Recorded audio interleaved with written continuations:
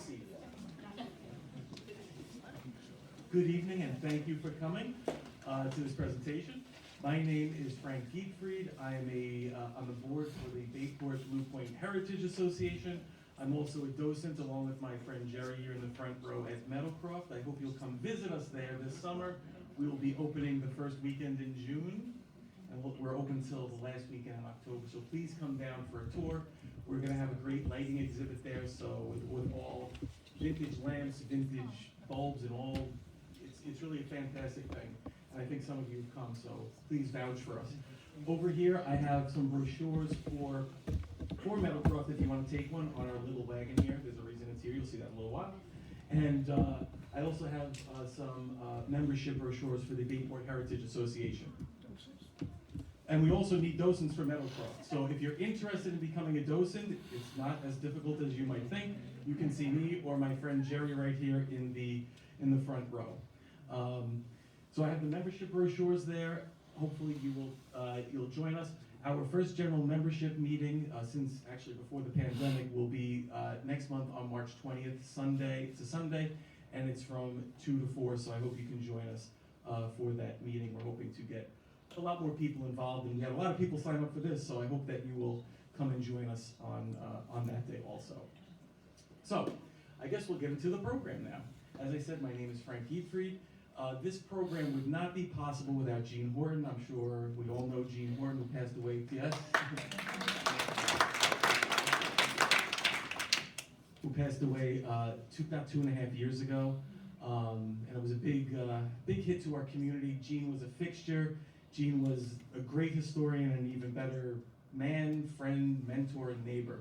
So truly, this could not take place without Jean, because so much of the information I got was from the work from his books, from his lifelong dedication. So all praise to Jean for this. So thank you for coming, and thank Jean. Thanks to Jean. Last year, Wendy Bennett, who is the assistant director of the library, asked me if I would do a program about what came before. This is her title and her idea, so if you don't like the program, please see her at the end of it, okay? So I said I would love to do it, and so we're going to be talking about what was kind of right where we're sitting now, going back, well, we'll start a few hundred years back, and then we'll work our way to the present time, okay? So let's get started.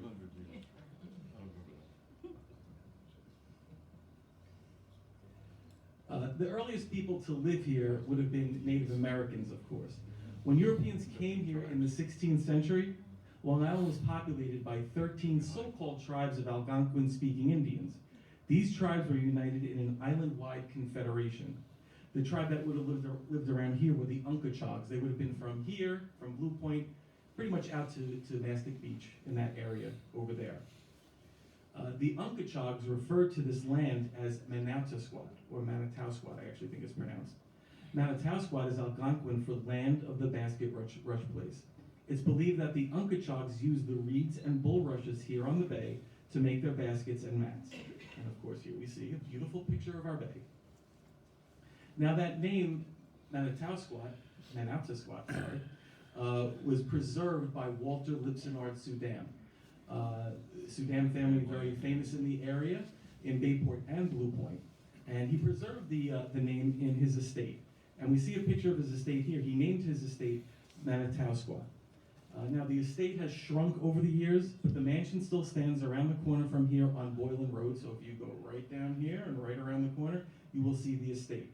Anybody know where that is? Mm-hmm. All right, it's Mary Bailey and I were in there a couple of years ago. It's really spectacularly preserved, and it was also designed by architect Isaac Green, who also designed Meadowcroft and many of the houses for the wealthy in our community and elsewhere.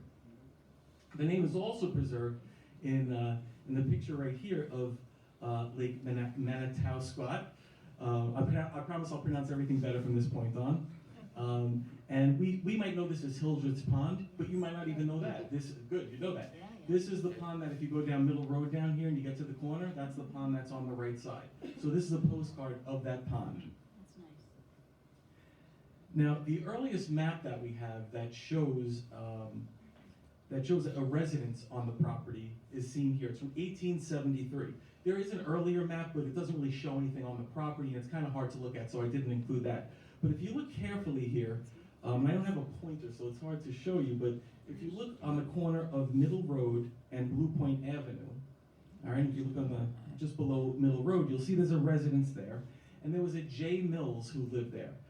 He also owned the property across the street. You can see just north of there, he owned the property that would have been just right over here.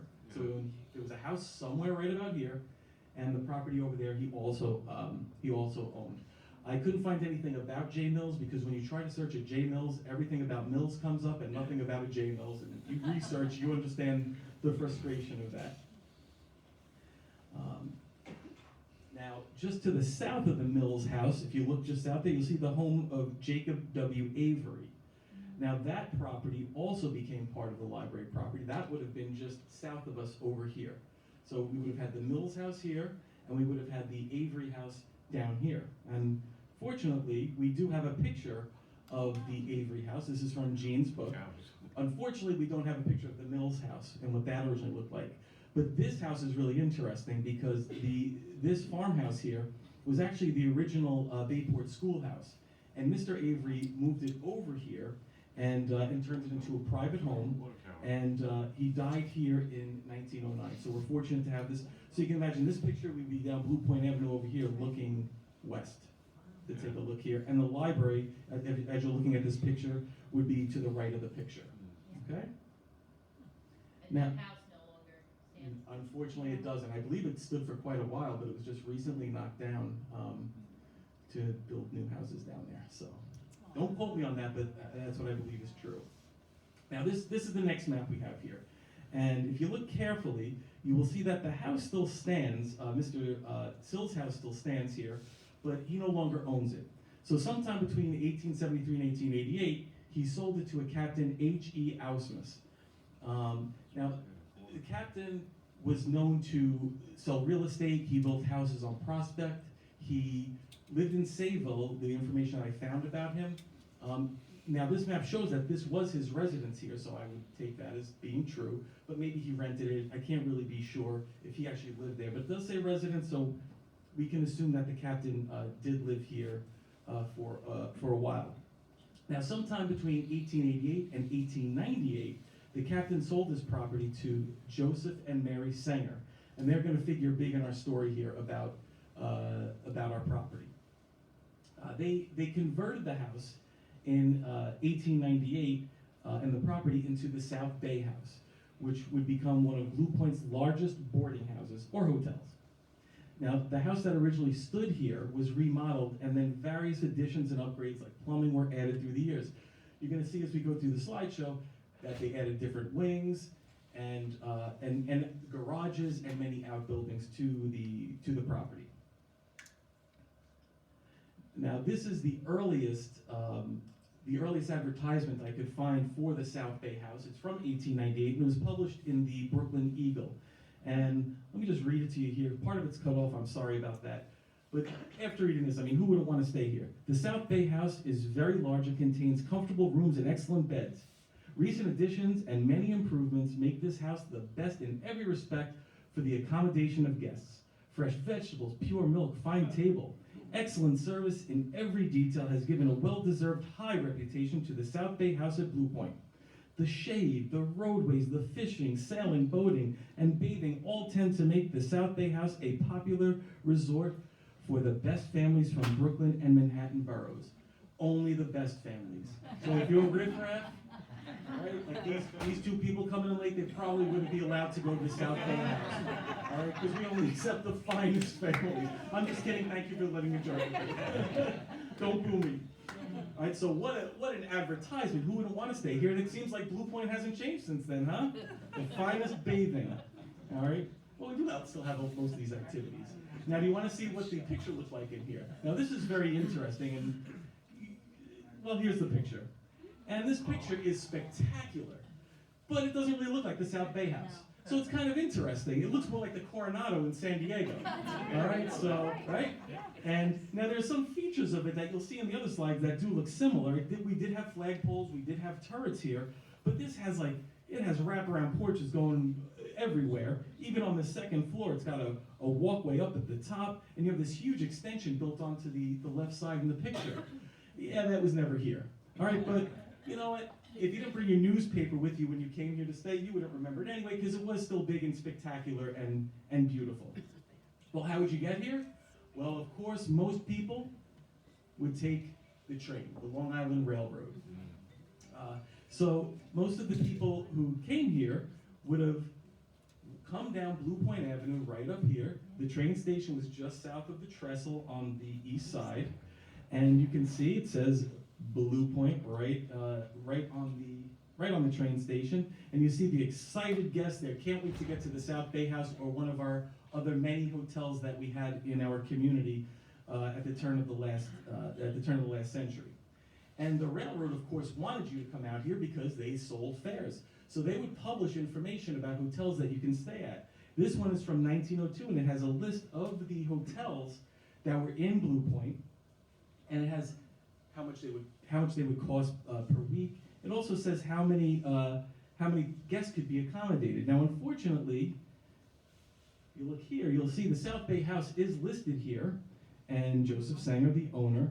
We don't know how much it cost to stay there for the week, because you had to apply for it. So I guess they could move the rate up and down as necessary. But if you look at some of the other houses, it'll give you an idea. I mean, one of my other favorite hotels is the Old Anchorage Inn. You know, that was up on Montauk Highway. That's where the Sphinx originally was. All right, and the lighthouse is still there, and the defunct gas station. So if you look over here, that would have been $10 a week to stay there. So I'm booking it for the year at that price. So, I'm booking all these hotels for the year. And you can see some of the other local houses. Hallett House, which is going to figure into our story, was right up here, and many of the other hotels are actually might be part of the solstice walking tour if you want to come to that. It's on the summer solstice. So, all right, let's go back to our map here. Now, this map is from 1902, and again, we're looking just south of Middle Road, just below Middle Road and to the left of Blue Point Avenue. And you can see the house has been enlarged a little bit because now it's the hotel. In April of 1904, the Sangers purchased property to the south from Mrs. Sarah Kerrigan. So if you see the little house just below the big South Bay house, you'll see that was owned by a Mrs. Kerrigan. So they bought that house there, and later on they added more to the hotel that we'll see in just a minute. And less than a minute, is actually a second. Here on the next slide, this map is from 1915. Now, if you take a look at the South Bay House, if you look on the, just below the South Bay House, you'll see there's an addition put on. Does everybody see where that is? Okay. So you see that huge addition. That was a 4-story addition that we'll take a closer look at later. So that's why in its heyday, there were 100 rooms here, and you could house more than 300 people. So it really was an enormous, beautiful place to go. All right, well, enough of these maps. All right, let's take a look at the South Bay House. Let's go back in time, put on your time travel caps, and we're gonna go back, and we're gonna take a look at what it would look like as you approach the South Bay House. Now, I'm from Bayport, I admit it. I'm sorry, I'm not from Blue Point right here, but, Yay, Bayport. okay, yeah. Represent. But as our dear friend Gene Horton always said, Bayport and Blue Point, 2 towns, 1 community. So that's what it is. We're 1 community. It's a Bayport-Blue Point Library. Yay! Which is also why we were the Bayport Heritage, but became the Bayport-Blue Point Heritage, because we're all together here. And we'll share. Okay? And we share. Okay.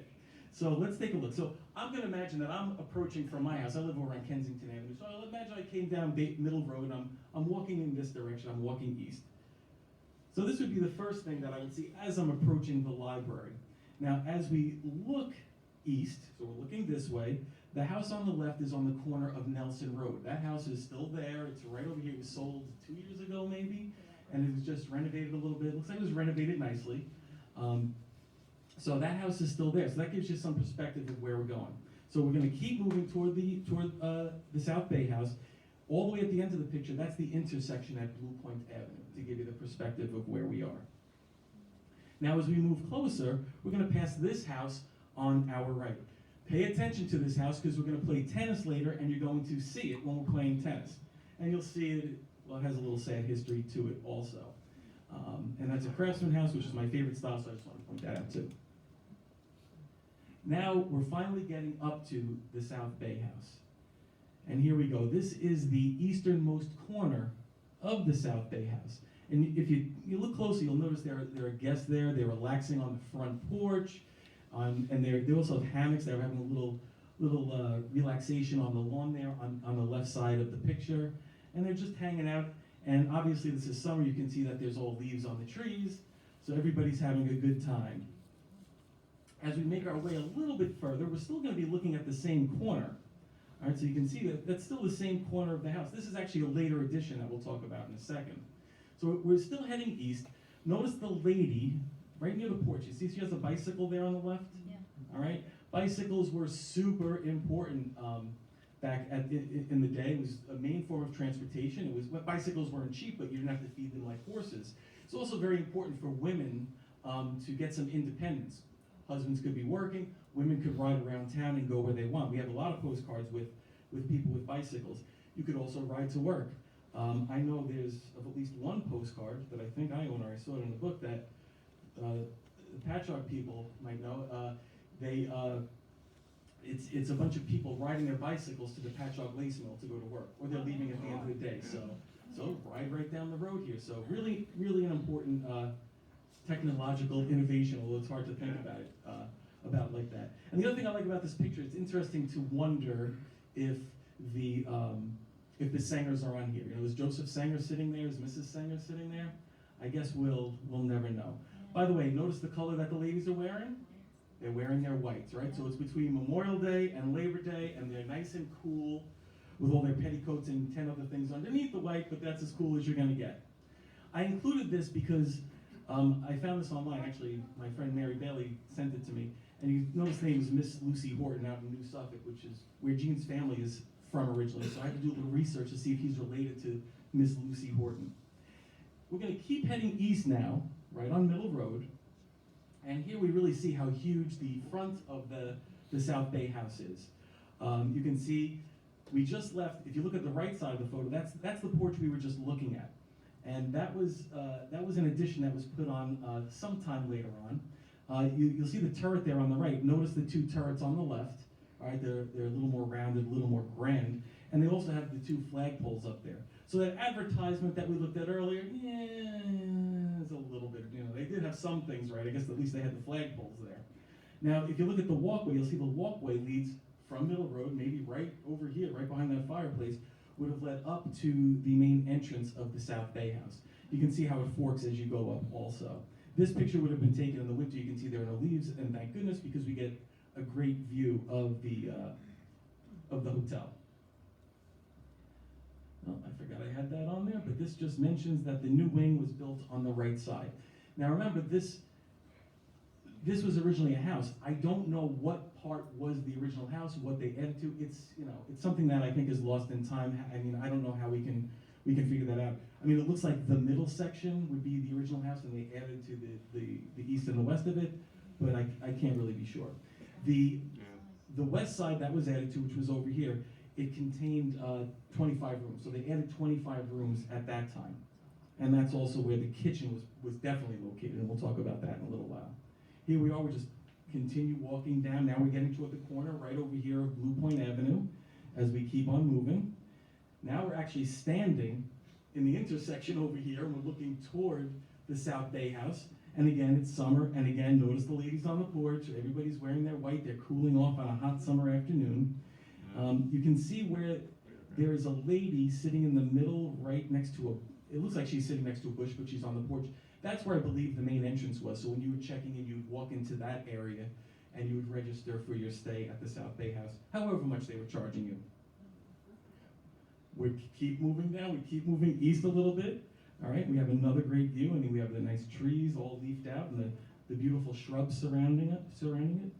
Now what we're doing is, in this picture, we're actually catty corner across the street. You know the house on the corner over here? Yeah. We're standing over there, imagining their driveway, and we're looking toward toward us, actually, right now.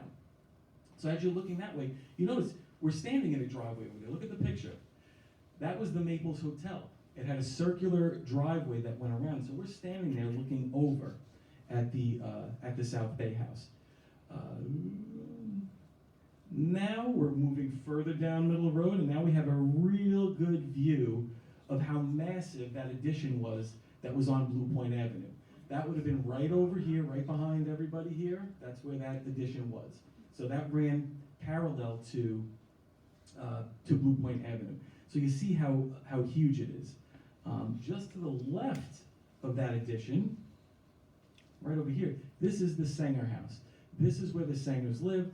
Before they lived there, if you remember, they bought the property from Mrs. Kerrigan. This was Mrs. Kerrigan's house, and they lived there year-round. That was their year-round residence. Now, this is one of my favorite pictures because you really see how enormous that addition was. And this is, if we walk down Blue Point Avenue this way, down south, and we turned around and we looked back up. And so the hotel would have been kind of where we are right now. And again, you can see right over here is where the Sanger's house was, where they lived year-round. And then if we move on a little further here, actually we're not moving further, we're zooming in. So one of the things I love about the old postcards is looking at the people and imagining, who they were. And if you look at this picture, if you look to the right, you'll see there's a young man, his son, probably standing next to his mother, pulling his little brother in a wagon, with the father and the daughter following behind. This is the reason, by the way, that this wagon is up here. If you look at the wagon here, it's not the same wagon. Oh, I should just say that. Yeah, it's the same wagon. That's the wagon. We believe it. But this is my wagon. And when I was looking at the postcard, I said, man, that looks like my wagon, So it pretty much looks exactly like that. So you can imagine a little boy sitting there. For a nickel after the presentation, I'll pull anybody around and I'd like to take a little bit of a ride, okay? At your risk. Now, one of the most dramatic pictures we have of the hotel is this picture right here. And this shows the back of the hotel, which is really pretty amazing. I'm just gonna go back a slide shoot. Just on this picture, if you imagine we're walking straight up the road here, up Blue Point Avenue, and just to the left, you can see right by the family. You see that entryway there, like a little driveway? All right there. Well, that's the driveway that kind of wraps around here and circles around the back. You can see on the right side, again, we see the back of the Sanger house. So that's where the Sangers would have stayed. And this is really just such a dramatic photo. Look how huge the addition is on the right. It is 4.5 stories high with a basement. So you can look if you look at the bottom floor there, you'll see the basement windows are huge. You could stay down there. Then if you count the windows going up, you count up 3, then you're at the roof line, you have a 4th, and then you have a little half room up there where you see the little triangle dormers and the fan light on the right side. So it's really a pretty dramatic view there.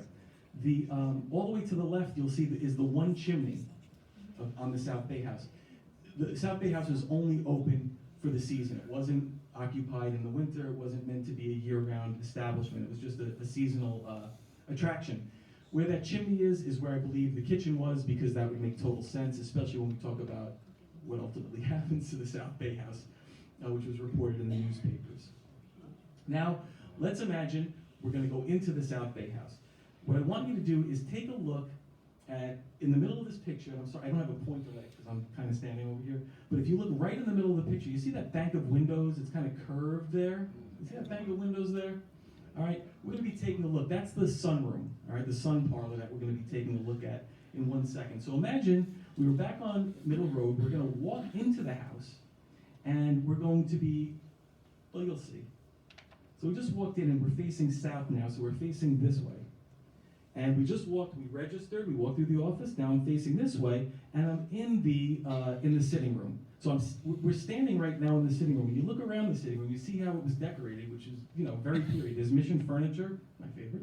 There's wicker, ferns, palms, oriental rugs. You can see the early electric chandelier hanging there. All right, so again, we're standing in the sitting room, and our back right now is to Middle Road. And it could have been right about here where the hotel would have been. And if you look straight ahead, that's the sun parlor.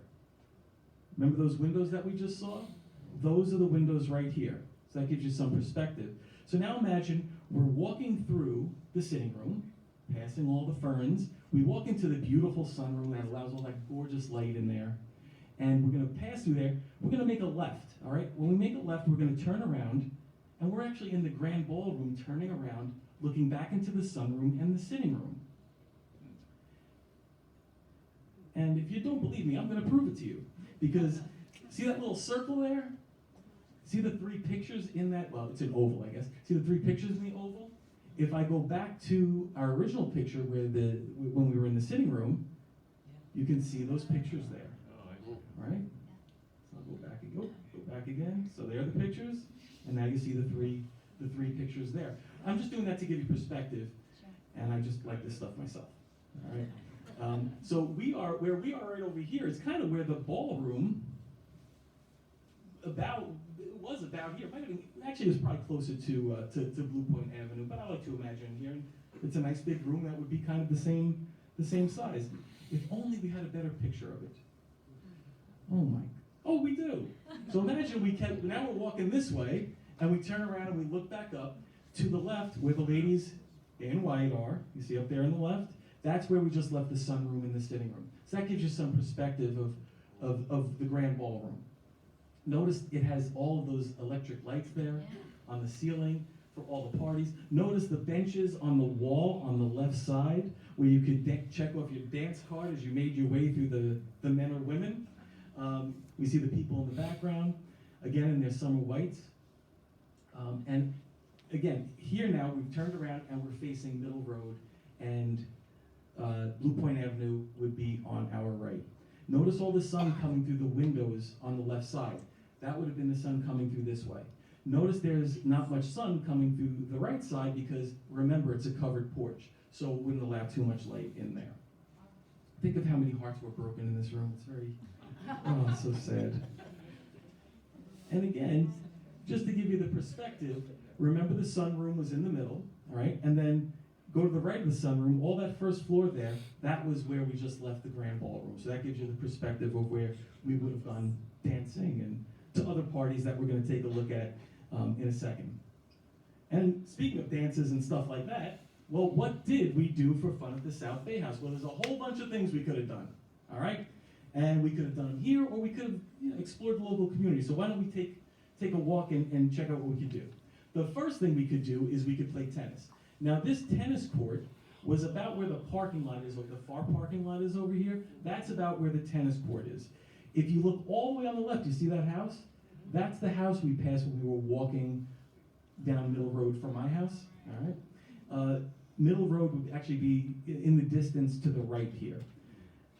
Now I found this great postcard which actually mentions the tennis court, and I have to kind of zoom in here to see it. This is from 1916, and Jeanette is getting a postcard from her aunt, and it says, "This is the house where Evelyn goes to dance and play tennis. It is one of the largest and best hotels in this section. Evelyn has some friends stopping here," and then she talks about the Hewletts are coming by later on and all this other stuff. So it's kind of nice to have a postcard that shows the tennis court and how much the people enjoyed that. Now, if you don't want to play tennis, there are some other things you could do. Say you don't want to play sports, you just want to watch some sports. Well, right up the road is the Hallett House. I mentioned that a little bit earlier, and it's Hallett Court, if you know where that is, right up Blue Point Avenue. That's where it was, and you can go and visit where it used to be. But let's go back to August of 1899, because you might want to go to a baseball game, because our team, the South Bay House, is playing the Hallett House. And they probably played here because we had a huge property. Hallett House, had big property, but it was really developed and there'd be no place to put a baseball field. So we probably played it down here, and this notice says, "A very interesting game of ball took place on Saturday between teams from Hallett House and South Bay House, made up of the follows." I'm not going to read the players, but if you want to know later on, I'll tell you. Now, I think you'll be very happy to know, if you look at the bottom, the score resulted in favor of the South Bay House. We beat them by a score of 22-15. So I think we're all pretty happy about that. Now, that is not a picture of the South Bay House, but I wanted to put a period picture of baseball there for us to take a look at. But what if you don't like sports? Well, there's other things you can do. You still want to be active. Well, you can walk down Blue Point Avenue. You can go down to the dock, right, where that gazebo is, and that, I think it was put in there in 1899, the original one, although it's been replaced quite a few times. But so you can go down there, you can check out the dock, maybe you want to go for a sail, that would be a nice thing to do. Or hey, while you're there, You didn't realize, but the ferry just showed up. This ferry ran between Patchogue, Blue Point, and Water Island, which is really part of Fire Island. It's not a separate island. And there is a casino up there, a hotel, so you could spend the day over there gambling and then come back here.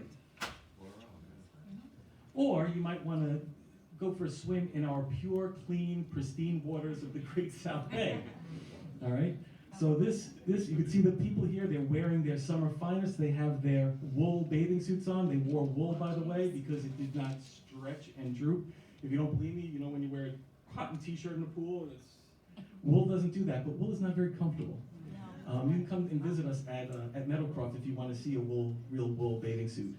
And if you're brave enough, we'll let you try it on too. So you could stay here for a little while. Or if you don't want to do that, maybe you're tired of the delicious lunches and dinners at the South Bay House, so you want to stay at Avery's 5 Mile Look, which of course was right down there on the bay. Notice the concrete fence there, concrete wall there. It still exists and will hopefully be restored in the near future.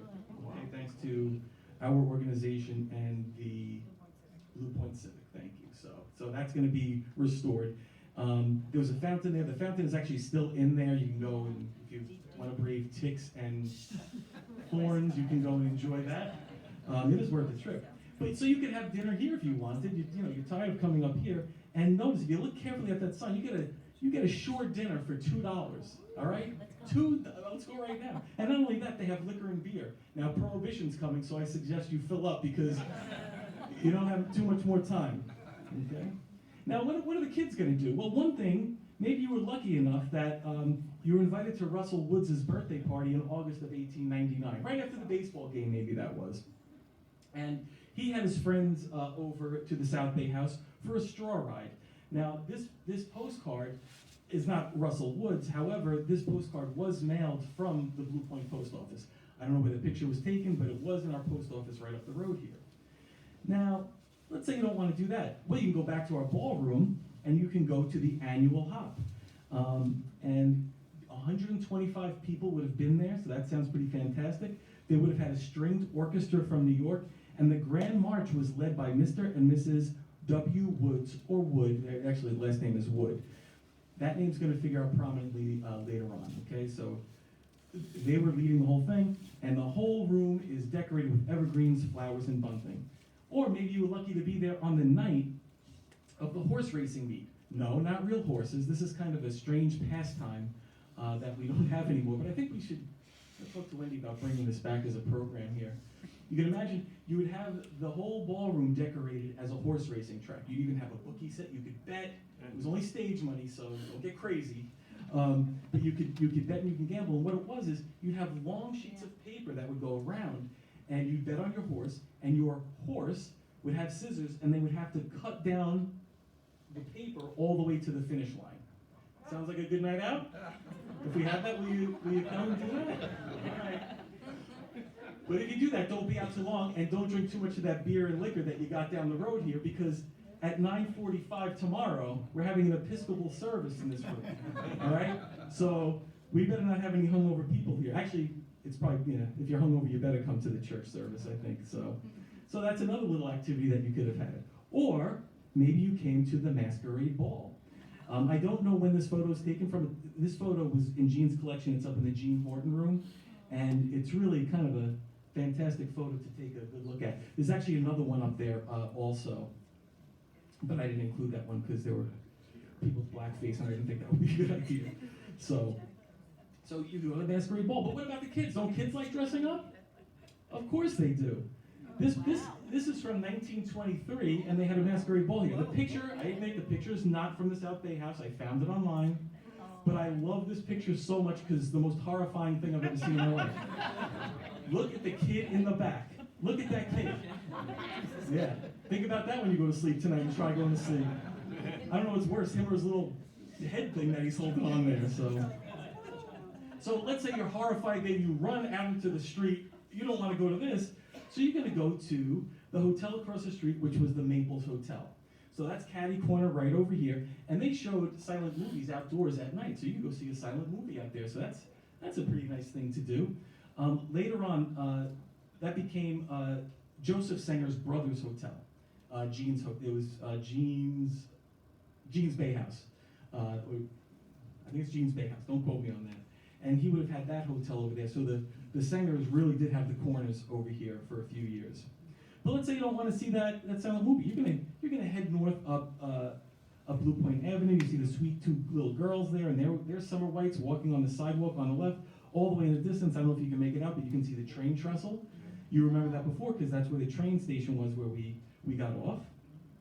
And you walk all the way up, and it's not the Firehouse Deli, though. It is Rocky Moore's at this time. So you could go there for groceries. The post office was also there. So you might want to mail a postcard from here. Actually, you could have mailed this postcard, could have been mailed from there. All right, you could have mailed it back in the day. Now notice on the left we have the greenhouse frames. As you probably know, Bayport and Blue Point were huge communities for growing flowers right behind the old school up there, which is kind of where we are there, okay? But wait, what's that on the right side? See the tracks in the street? All right across the street from the deli. Of course, we know that's where the old library is. So let's take a look at those tracks. Wait, I just heard a clanging of a bell. Let's turn around. Now we're looking south. Notice the tracks are on the left side now, and there is the trolley, which is making its turn right around the corner. The house behind it is still there. That's the house on the corner of Maple and Blue Point Avenue. Okay. So right up there, right by the church. And this is before the church was built, by the way, because you can see the church is not in the picture. So you might want to take the trolley. You can take the trolley go visit Patchogue, so go see my friends in Patchogue. You might want to go shopping over in Sweezy's, right? Yeah. Whoa, wouldn't that be nice to go back over there? Or you might want to go over to Sayville. Those are the two destinations from there. But let's say we don't want that. We're going to head back to the hotel now, and we're going to go to a lawn party. Mrs. Sanger is having a lawn party, so we're going to head down. Notice, by the way, the road is paved with oyster shells. Obviously, Blue Point oysters were a big deal, paved in oyster shells.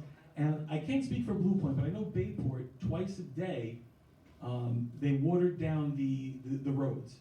They had a water wagon, and they would water the oyster shells to keep the dust down, because you can imagine all that calcium and that dust building up over time. But here we are back at our beloved South Bay House. To the left is Middle Road, so we're kind of looking that way. You can see the cars that are parked along Middle Road, and then behind the ladies would be the corner with Blue Point Avenue. You can see, of course, again, I keep pointing this out, but the ladies are in their summer whites.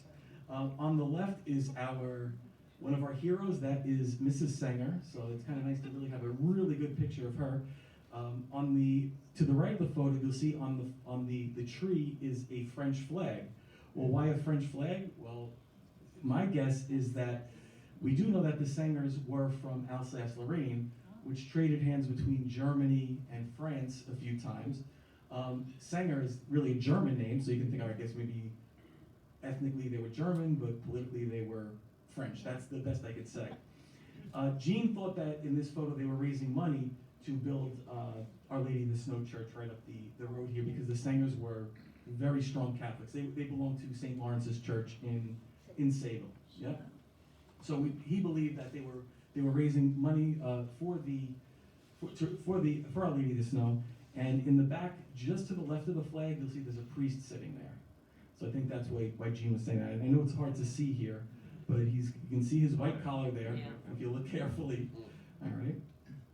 And speaking of Our Lady of the Snow, here it is. This is the oldest photograph of Our Lady of the Snow. It's from 1920. You can see it's before it was raised. This building was also designed by architect Isaac Green, who designed many of our buildings, as I said before. Our Lady of the Snow was completed in 1917, and it cost $6,600. Could you imagine? $6,600. Yeah. Why was it raised? Does anybody know why it was raised? I think they had flooding. I think they wanted to put a basement in. Yeah. Oh, yeah. I think you're right. Yeah. It was for the basement. Basement?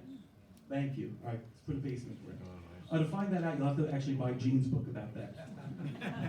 Yes. I guess I skipped that page, sorry. Now, what's great about this is that the employees who worked here at the South Bay House actually raised money and donated a stained glass window to the church. This window, let me go back here for 1 second. Oops, I guess I can't go back. This window would have been on the left side of the front of the church. And you can see right here, it says employees, South Bay House, okay, SBH. Now, whether they were devout Catholics like the Sangers or they just wanted to protect their jobs to impress the Sangers is a whole other story. I don't know where the truth lies with that. Now, just below the stained glass window, you'll see on the left side there's a little plaque. And I wasn't sure what that was. I didn't even notice it until my friend Jerry here sitting in the front said, hey, do you know the story of that? And Jerry sent me this picture. When the church was being restored and renovated, you could sponsor a window, and Gene Horton actually sponsored that window, which was a few $1,000s if you look it up. So yeah, so it was kind of nice, nice thing that I left out of the first presentation. So thank you, Jerry, for that information. McLaughlin's are very. What's that? McLaughlin's have been here a long time. Okay, good. All right, thank you. I didn't know. Thank you. Okay. Now, unfortunately, all things must pass. Yeah, they're cousins. In June of 1921, Joseph Sanger sells the South Bay House to William R. Wood, who had been a manager there. He's also the guy I mentioned who was at the hop, or the dance, who led the Grand March. So he had been here for quite a while. So he was a manager. He was also a manager of other hotels. You can see in this ad, in this notice here, it says Hotel Gramerton in New York City, several other hotels in Brooklyn. He also, for the Elks Club in Patchogue, he coordinated their events over there. I'm not sure if he was a member, but I do know that he coordinated their events. Now, you might be hoping that the quality of your stay will not go down. Well, according to Mr. Wood, it didn't. So if you look at this ad, he says that large ballroom orchestra for dancing every evening, Sunday concerts, golf, tennis, baseball, croquet, shuffleboard, lawn and card parties, tournaments, amusements, all help to pass the time pleasantly. Finest still water and surf bathing, protected and absolutely safe, so you don't need your swimmies, I guess. Boating, canoeing, sailing, fishing, and crabbing. Unexcelled table. They must have had Long Island duck, I guess. And Blue Point oysters, of course. With best quality food and milk and vegetables fresh from Long Island farms. Garage attached, and you can inspect it if you'd like. In 1919, contractor Fred Smith actually built the garage. That was when the Sangers still owned the property. And Fred Smith actually, his house still exists. It's on South Fairview Avenue. And if you went on the Solstice tour last year, you would have seen that. So you can go visit his house also. So, what did the Sangers do? Well, in December of 1924, they broke ground on their new home, which was just west of here. So, figure a little bit past the parking lot over behind me. And they called their house the Chateau. In October of 1928, they made it bigger. They had an addition put on. Mrs. Sanger took great pride in her gardens and personally supervised and decided the placement of every tree, flower, and shrub. And you can see that in this picture, all the shrubs that are planted so beautifully. She also planned and directed the construction of the new home. So she was very active in the planning of that. Now, unfortunately, all things must pass gets even worse, because in the early morning of September 11th, 1930, fire broke out at the South Bay House. The blaze began in the kitchen, and 5 fire departments responded to the call. Bayport, Blue Point, Patchogue, Sayville, and West Sayville all responded. So here we see a picture, again, of the house, just to give you a little more perspective before I go through the next few slides. The fire companies all set up their pumpers in different locations, so we're going to take a look at those locations now. One of them set up by the Hallett House up on Blue Point Avenue. If you look in the middle picture at the bottom, you'll even see the fire hydrant, so we can imagine that is the hydrant that they would have hooked up at there. Another pumper set up just in front of the house over here. This is the first slide we took a look at earlier. Bless you. Another pumper set up just east of here on the other side of Blue Point Avenue at what was originally the Imperial Inn. It was later called the Monterey. That had burned about 10 years before, but they rebuilt it. Didn't burn down totally, but they rebuilt it until it burned down again. So they had another pumper here, and then right next to that big addition there, they had another pumper. And I guess that's about it for all our firefighters where they set up. Now, the fire was first spotted by James McEwen of the Perfection Sales Company about 1:30 a.m. He was probably coming back from Flo's. The hotel recently closed, or he was coming down from Avery's and he was drunk, I don't know.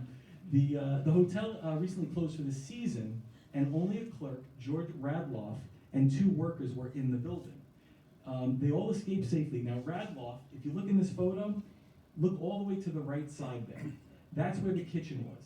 That was the first spot we looked at. That was again, a later addition to the house. He was on the 2nd floor. That's where his bedroom was. So he had to actually climb out onto the porch and leap down. In the process of that, he had a box full of his own money, his earnings, and it was a few $100s. He dropped it, and it was lost forever. So I think everybody's going around to the field that, where's that box? Where's that box? Please let it be here. So he lost all of his money there. The Blue Point siren blew loud and long. It woke up people for miles around. Of course, a huge crowd came here, even though it was the middle of the night. Again, the blaze was believed to have started in the kitchen, which it would be the right side here.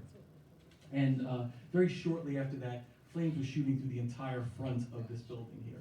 And you can imagine, I mean, why don't these old hotels exist anymore? Because it's all that dried wood that's been sitting there and sun-baked, and it's really kindling.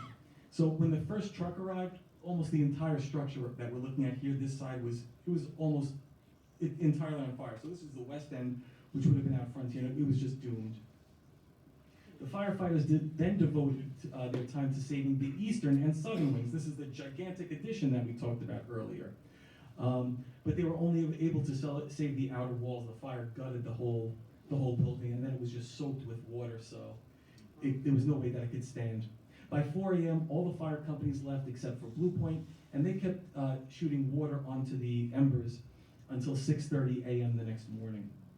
William Wood, who was the then owner of the South Bay House, this is crazy, but the day before, he agreed to sell the hotel to an Arthur F. Camburn of Sayville. Needless to say, the deal didn't go through. So his losses were estimated to be $75,000, and he was reportedly insured for $60,000. But if you read the Patchogue Advance or the Suffolk County News, these numbers kind of vary. So now, let's take a look at some pictures of what the hotel looked like after it burned down. And some of these photos are better than others, but I put them all in here because I find them all interesting. So when we look at this picture, you see the smoke rising up, and that's the entire front of the hotel. If you look in the distance, you see the 2 rounded turrets there, all right? And that entire, 4.5-story section that was built in 1913 is in the distance. And you can just see how bad it was. I mean, it just, there's nothing you could save. And as we walk closer, I mean, you can see the whole wraparound porch is collapsed here. And you can, when you look to the right, I mean, that's where the hotel was. It's just gone. I mean, the fire just really ravaged it. This is another view of the same collapsed roof of the porch. All right, here we are standing across the street on Middle Road, and you can see how just the destruction of the fire. Now this picture is really bad, but if you look closely in the middle at the bottom, you will see 2 women swinging on a swing set. That's why I included it, because hey, it was still attracting guests. I mean, it must have been a really great place. And I just love the picture because they're dressed in their flapper dresses and their hats. I wish we had a better copy of this.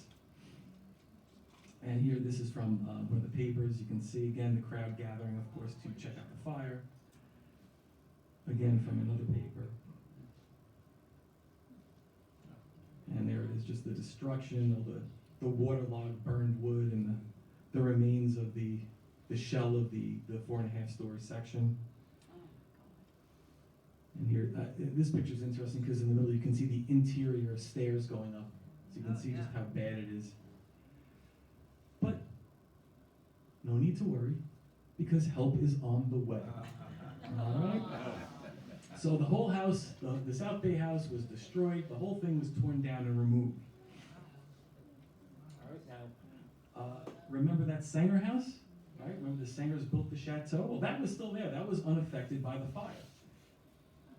All right, and here it is a couple years after that first picture. And again, look at the shrubs and bushes there. Look how beautiful that is. And that was all Mrs. Sanger's design. So now after the South Bay house burned down, it seems that the Sangers bought the property from Mr. Wood again, because the Sangers are going to sell it to the sisters, and that's what all all the information I found was that Mr. Sanger sold it to the convent, and Mr. Wood had nothing to do with that. Now, remember, this house, the chateau, is where the Sengers were living. Now, unfortunately, Mrs. Senger passed away here in 1934, and Mr. Senger put the property up for sale. Now, the Ursuline Sisters, who arrived in Ozone Park, New York in 1924, were looking for a site for their novitiate. The Ursuline Sisters were originally founded in Belgium, Tilburg, Belgium. They started in North America at about the turn of the last century up in Canada, and then they moved down to Ozone Park, where they started teaching in schools.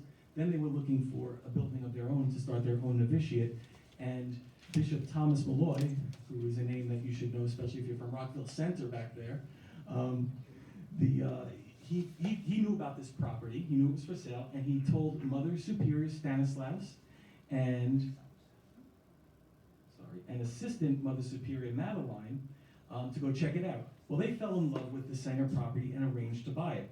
Now, according to the Ursuline Sisters' history, it seems that Mr. Senger owed some back taxes. So it was arranged that the sisters would make monthly payments to Mr. Senger and pay all the back taxes. So that's how the deal was done. And the deed was signed on February 22nd, 1935. Now, another agreement for the deal was that Mr. Senger would be allowed to live in this house here, which we actually walked past. That was the one that was by the tennis court, which was kind of near the parking lot down here, where the parking lot is located right now. Now, unfortunately, Mr. Senger passed away here in 1958 at the age of 91. He is buried at St. Lawrence Cemetery, and again, they were very active over there. Now, Mothers Stanislaus and Madeline unfortunately passed away in 1948, just 2 weeks apart from each other. And they are both buried here on this property on the cemetery that's right over here, which is really kind of it's sad, but it's actually kind of a nice thing that they're here. Now, in their first year at the convent, Mother Madeline added a large wing to the east to serve as a chapel, library, and much-needed bedrooms. You can see that's the section on the left. So that was added in 1935. The new building matched the stucco and green asphalt roof of the original Senger house that had been remodeled as the convent. The addition was 36 by 70 feet. Now, a little later on, in 1947, Mother Ursula extended this wing even further, and she included a dining room, a community room, and even more bedrooms as the convent grew. The next few slides I have are pictures of the property from different periods of time. This is my favorite one because it's a dog that is in the behind the original Senger house. So you see that's the original Senger house right there, and you can see the addition that the sisters had put on in the background there. So there's a cute little puppy. This picture we already took a look at, but this is at Mother Ursula's 50th Jubilee, and this would be facing Middle Road over here. And this gives you a better view of that house, of the convent. This is taken from across the street, so that's Middle Road in front of us, and you can see the driveway just there on the right side. Now we're going to walk around the corner, and imagine we're standing over here by Blue Point Avenue looking up this way. And this is the view of that addition that was put on in 1935 and then enlarged in 1947. Now here's a picture of the sisters at the convent in 1951. Now, under the direction of Mother Madeline, who was one of the original founders, she served as the first assistant provincial and the directress of novices. She was really responsible for the culture, the scholarship, and the spirituality of the convent. In 1937, she established a normal school program here. Does anybody know what that is? What a normal school? Teachers. Teachers, yep. Thank you. Right. A normal school is for teachers. So it's a school of education to train teachers. So they started training them for the Catholic schools here. The normal school program ended in 1958, however, when Blue Point became affiliated with St. John's University. So that's, I believe the professors came out here and the sisters also went in. Now, this is also from 1951. This is the clothing day novitiate. These are the new entrants to the novitiate. That's why they're wearing all white. And they're hoping to become full sisters one day. And that's right in front of the convent also. Here are the sisters sitting on the property around one of the big, beautiful trees on a bench. Now, the sisters, of course, were very involved in the community, raising money, doing all types of good works. They also taught religious instruction at Our Lady of the Snow, and here they are, actually in the basement of Our Lady of the Snow, which is where they had the classrooms. Wow. This postcard here is from a group of postcards that I found that are probably from the 1960s. And here we see, it's just, I mean, the grounds are just beautiful here. You see the beautiful flowers, the black-eyed Susans and others. And that is a statue of St. Joseph over there in the distance. This is the earliest picture of that I found of Our Lady of Lourdes grotto, which still exists right over here, which I have other pictures of. And if that doesn't look familiar to you, this might look familiar, right, as they built it up. Okay, so there's the grotto, and here it is now. This is from last year. It's a lot cleaner now. So, unfortunately, the statues had to be removed. Now, this next picture is, have any of you been upstairs to the Jean Horton room on the other side? All right. If you're up there, this would be like looking at the Jean Horton room toward the back of the property. And all the way in the distance, at the end of that pathway, is the Sacred Heart statue. Now, the pathway is gone because they have the, what's that called, Wendy? Nature Discovery Center. The Nature Discovery Center, thank you. The Nature Discovery Center is out there now for the kids, and it's fantastic. Now, this statue had to be removed, of course, but if you go back there, if you look at this picture, just in front of that house, you'll see that that's the stand where the statue stood, just to give you the perspective of the property. Can you see that there? It's that little kind of square, that white square there in the middle. Okay. Not really much to see, so if you can't see it, it's not the biggest deal. You got the good stuff. All right. Now here is where the sisters would have eaten breakfast, lunch, and dinner. And very mid-century, looks like my grandparents' basement. So really great. This is Our Lady of Dolores' bedroom. So this gives you an example of what the bedrooms would have looked like in that original convent. You can see they all had a sink in their room. This is what the chapel looked like. Paneling everywhere, gives you an idea of the date. And this great room here is the parlor, so we can imagine the sisters having people over, enjoying each other's company, socializing in this room with those great colored chairs. And I actually mean that, I love those chairs. Now, unfortunately, we said all things must pass. Well, that's going to happen again, because I'm sure as many of you probably lived here at the time. I didn't. The convent was destroyed in another fire. So on April 12, 1980, at 2 o'clock in the morning, the sisters were woken up by the sound of the fire alarm, which signaled the blaze that destroyed the building. The sisters ran out of the room only in their nightgowns, and they went out in 12-degree temperature. And there was no hope of ever coming back inside because the whole place was burning down. Now, the good thing is that Sister de Montfort discovered what was going on. She heard a sound in the basement, and there was an arsonist down there who was setting fires, yeah. Who was a local resident, and he lived up on Montauk Highway, but, all right. Yeah, he started other fires too, but they caught him, he was arrested, thank goodness. And thank goodness nothing happened to the sisters. He just destroyed this beautiful building. So he was setting fires down there. Again, luckily, Sister de Montfort discovered that, alerted the other sisters, and the fire department was notified right away. But again, the flames just took over, just like at the South Bay House, and spread through the whole building very quickly. Here, unfortunately, some pictures. This is the front of the convent where we saw the sisters standing before. Okay. Take a look at the picture on the windows on the right. If you look at the windows on the right, that firefighter there is standing next to them in this picture to give you perspective. The picture on the left is if we walk over to Blue Point Avenue and we're looking at the property. Here are some more pictures, and it's hard to see here, but the inside of the building is totally burned out. There's nothing that could be saved, just like the South Bay House. So at this time, the sisters were dispersed to different shelters, different convents they stayed in until they could rebuild a permanent home. Friends and relatives and the church came to the rescue with donations of money and clothing and plans to erect a new building for the sisters. And there it is. Now that looks familiar to everybody, right? So their dream of rebuilding the convent came true on Sunday, January 3rd, 1982, when Bishop John McGann dedicated St. Ursula Center at Blue Point. He also confirmed me, by the way, that bishop. Um, and yes, they even had an in-ground pool and a cabana. Does anybody know about that? Because if you did, yeah. It was actually toward the back of the property over here. There's actually a raised area there now, kind of in that area. So they had an in-ground pool. Now, what I found out from Mike Rignola, who was a maintenance man here, is that, Mike's not here tonight, is he? Let's see if he's outside. But he said that, you know, the sisters never got any permits or COs for that pool.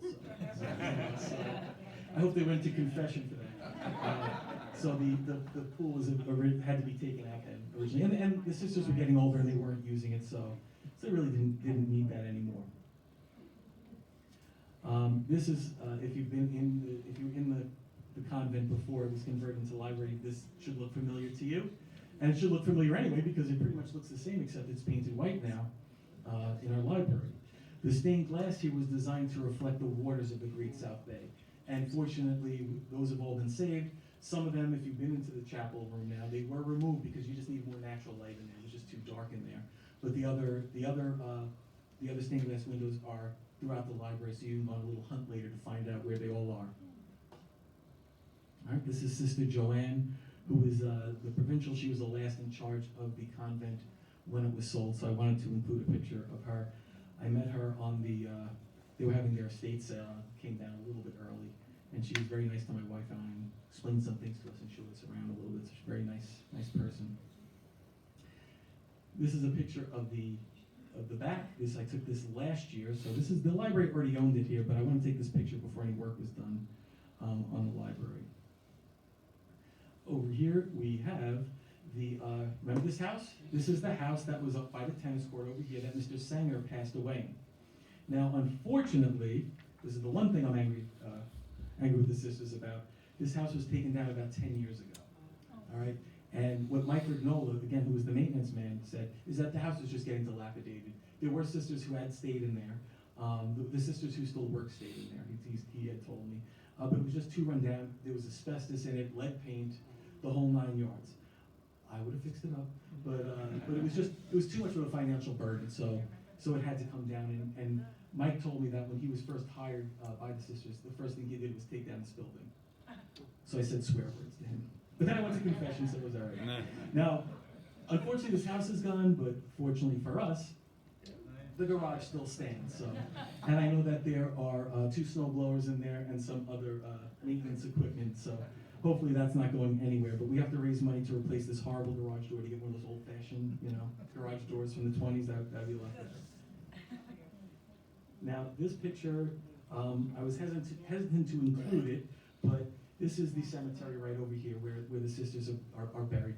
And I thought it would be nice to include it because what I do love is they were such an important part of our community, chills, that I'm happy that they're here. They'll be here forever. They'll always be part of our community. And without them, we wouldn't have this spectacular building that we're in right now. So it's great credit to them. And for our, yes? The sisters that were here when they sold it, when they died, are they coming back? I don't know. Yes? Okay, yes. Oh, that's wonderful. Oh, that's great news. Oh, did they? Okay, Mary just said they just recently buried 2. So that's, okay. So that's sad, but again, it's nice that they'll be here with us in our community and their community, really. And that brings us up to the current day history, which here is our new spectacular library, yay, which we are all sitting in now, and relieved that we have this here. Now, if you want to know the history of this, come back in 50 years and I'll tell you, because the history stops here. So I just want to thank a few people. First, I want to thank Wendy, who's over there as the assistant director, this was her idea. Mike Firestone, the director. Gabrielle Mantos, is Gabrielle here? She said she was coming. Where's Gabrielle? Oh, hi, Gabrielle is the archivist at the library, who helped me out. So many of these pictures came from her, so thank you. Mike Rignola, who was the maintenance man, I said. Bay Browning Atkinson, who she actually did a great display of the South Bay House and the library. It's not up anymore, but she had done a wonderful one. The Bayport-Blue Heritage Association, Mary Bailey, the president back there. Melissa Azara, who gave me a lot of information. She works for the sisters, and she gave me a lot of information. The Ursuline Sisters, of course. Jerry McCluskey, my friend in the front, for his help with the Gene Morton plaque. Oh, oh my gosh, I forgot this again. I forgot this the first time I did this presentation. I even put it on my notes and I forgot it. And I want to thank Eric Hayes, who is Jean Horton's husband, because Eric lent me this giant frying pan. Now, you probably thought I had it here because if you got out of line, I could just chase you out of the building. But this frying pan was given to Jean. It was from one of the local hotels. I'm not sure if it was from the South Bay House. I should have said it was, huh? But you can imagine, I mean, you have to feed 300 people. You got to cook a lot of eggs, a lot of oysters, a lot of potatoes. Well, here you go. I mean, you know, and it really is heavy. So I want to thank Eric for loaning me that. I can't believe I forgot that again. And of course, the man Jean Horton, who without this, none of us would have done this. And one more thing.